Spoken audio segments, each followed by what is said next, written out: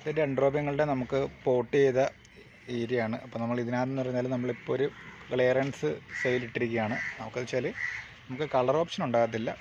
നമുക്ക് കളർ ഓപ്ഷനിൽ അല്ലാതെയുള്ള നമുക്കിപ്പോൾ ഒരു തുടക്കക്കാർക്ക് എന്നുള്ള രീതിയിൽ നമുക്ക് മേടിക്കാൻ പറ്റുന്ന പ്ലാന്റുകൾ. പക്ഷേ തുടക്കക്കാർക്ക് കളർ ഓപ്ഷൻ്റെ ആവശ്യം ഉണ്ടാകത്തില്ലല്ലോ. അപ്പം നമുക്ക് അങ്ങനെയുള്ള ആൾക്കാർക്ക് വേണ്ടിയുള്ള സെയിലാണിത്.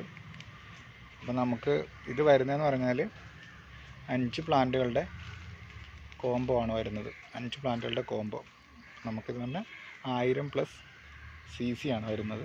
5 പ്ലാന്റുകൾ. ഒരു പ്ലാന്റുകൾ 200 രൂപ റേറ്റിനാണ്. ഇത് കളർ ഓപ്ഷനിൽ നമുക്ക് വരുമ്പോഴത്തേക്കെന്ന് പറഞ്ഞാൽ ഒരു പ്ലാന്റിന് 250-ന് 300-ന് ഇടയ്ക്കായിരിക്കും റേറ്റ് വരുന്നത്. പക്ഷേ നമുക്ക് ഇത് അതേ സെയിം പ്ലാന്റുകൾ തന്നെയാണ്. പക്ഷേ നമുക്ക് കളർ ഓപ്ഷൻ അവൈലബിൾ അല്ല. പക്ഷേ കളർ ഓപ്ഷനിലല്ലെന്നുണ്ടെങ്കിൽ ഒരു പ്ലാന്റുകൾ 200 രൂപ റേറ്റ് വെച്ചേ ഉണ്ടാകത്തുള്ളൂ. പ്ലാന്റുകളെല്ലാം ഹെൽത്തിയാണ്. എല്ലാ പ്ലാന്റുകളും ഹെൽത്തി ആയിട്ടുള്ള പ്ലാന്റുകളെ അയക്കുകയുള്ളൂ. പക്ഷേ നമുക്ക് ഇത് ക്ലിയറൻസ് സെയിൽ എന്ന് പറഞ്ഞതെന്ന് വെച്ചാൽ നമുക്ക് കളർ ഓപ്ഷൻ കൊടുക്കലില്ലെന്ന് മാത്രമേ ഉള്ളൂ. പ്ലാന്റുകളെല്ലാം ഹെൽത്തിയാണ്. കഴിച്ചാൽ ഒരു പ്ലാന്റുകൾ പോലും ഹെൽത്തി അല്ലാത്തതോ നമ്മൾ ഓരോ പ്ലാന്റുകൾ നിങ്ങൾക്ക് നോക്കിയാൽ അറിയാം. എല്ലാ പ്ലാന്റുകളും നല്ല വെൽ റൂട്ടഡും ഹെൽത്തി ആയിട്ടുള്ള പ്ലാന്റുകളാണ്.